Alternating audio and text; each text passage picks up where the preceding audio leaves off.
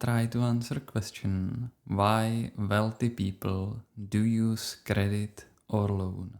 What is the mystery behind? So let's kick off. So how is it that wealthy people who can afford to buy things with their own money are still using credit or loan? There has to be some secret behind it, right? And we are going to try to answer this question inside the video. So let's kick off. What do we have learned so far in the previous videos? So we were discussing something called inflation. We know that if we have some amount of money and this amount of money is increased, let's say to be twice as big, and then we use this money to buy a house, something which is rare and takes some time to build, then it simply has to mean if there is more money and only single house, then this more money has to somehow adapt to represent the price of the house. So we can say that either the unit of money can buy less, so the buying power of money is smaller, or the price of the house has to go up. So simply say, the buying power of money is decreasing thanks to inflation as time passes by. Then we were also speaking about something called time value of money. So we know if we have money today, we can invest them and make some interest out of it. Or we can, for example, buy something. So this means that as time flows, if we get money in the future, these money that we are yet to get are actually less valuable than the money that we have today. Another concept we've discussed is compound interest. By Albert Einstein, it was called the eighth wonder of the world. And the trick behind is when we are making interest out of interest, after some time, it starts to grow exponentially. So for us humans, it's pretty simple to understand the linear growth.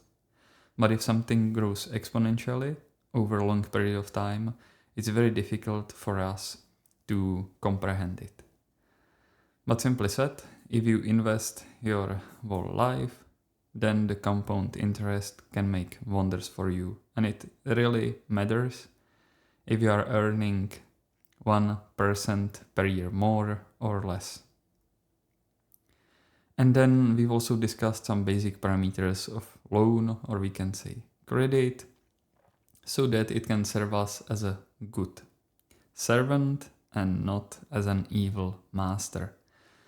So we mentioned that basic parameters are interest rate, duration, then combination of interest rate and duration will create a monthly installment for us. Then every loan has some conditions which we should carefully read. And then ideally we are comparing the loans in between themselves using APR, which is average percentage rate. In other words, it's a metric that it's trying to take into account also all the additional fees, because company may market the interest rate as very low, but then there may be many hidden fees, and that's the idea of APR, to help us compare the loans as apples to apples. So with debt or credit, we should be very careful because it can quickly evolve into an evil master, and we want to use it as a good servant, like a genie that can fulfill our wishes. So how can we use loan to our benefit? Let's take an example on a mortgage loan and buying a flat or house to live in.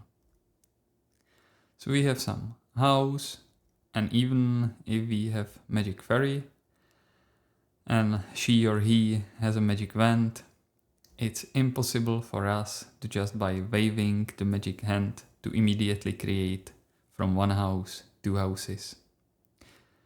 And it's because this resource is rare, it takes some time to build it, so you can't just magically clone them. So this is not possible. In case of money, if we have magic wand, then we can quite easily create twice as much money. We can just issue some loans and create some debt. So this is possible. But then it has to mean that the buying power of money has to change. I mean, there is more money, so single unit of money can buy less. And this also means that the price of the house has to go up.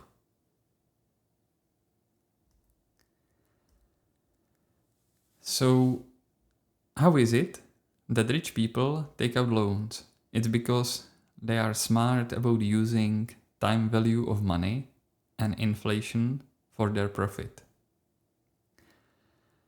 Don't be scared by the huge amount of money. This video is originally created for Czech Republic, so we are taking the specificities so you can replace the amount of money by anything else. But if we have 1 million and instead of using it, I borrow it afterwards.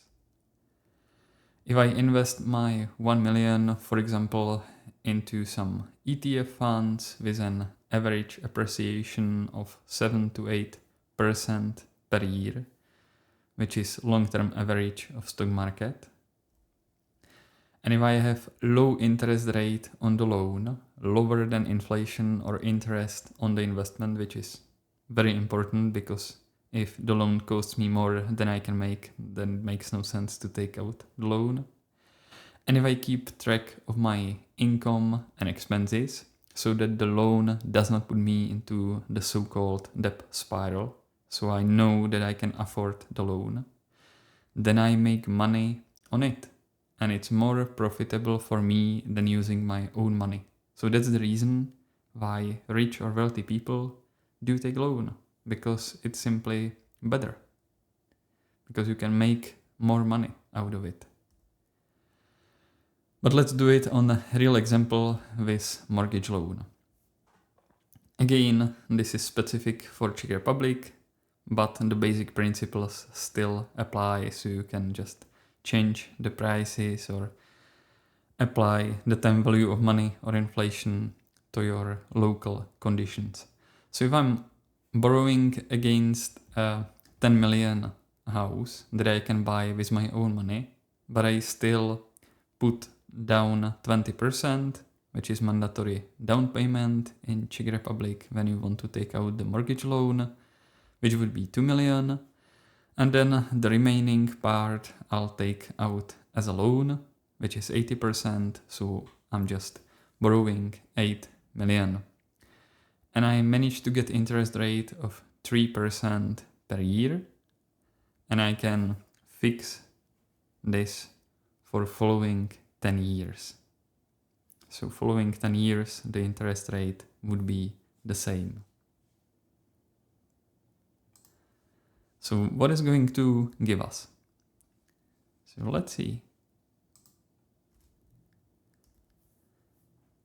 So obviously it's important before I do such thing to go through available data on economy and find out, or I'll find out that price of real estate is rising at average rate of 5 to 7% per year in Czech Republic. Then I know that inflation rate in Czech Republic averages around 2 to 3% per year. Over the last 23 years, the average was 2.9. Then I go and check the Czech National Bank interest rate. So just I know that interest rate are high or low, which means that Czech National Bank is trying to suppress or support the economy. And then I'm also checking the GDP, gross domestic product, and I'm checking if it's growing or if it's decreasing, and if the rate of growth or decreasing is increasing or decreasing. So this will give me some idea inside which state the economy is, and based on that I can then expect the future development. I mean, if the loans are expensive, then after some time very likely the interest rate will go down. On the other hand, if interest rates are down, then after some time they will go up. And so if I take the loan during the period of low interest rate, it's even better for me.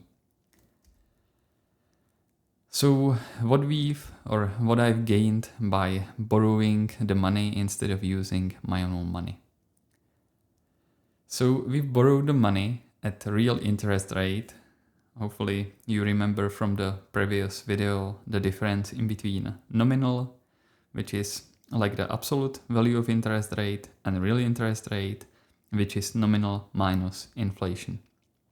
So the real interest rate that the bank is getting on their mortgage loan is actually 3%, which is mortgage loan interest rate, minus 2.9, which is average inflation.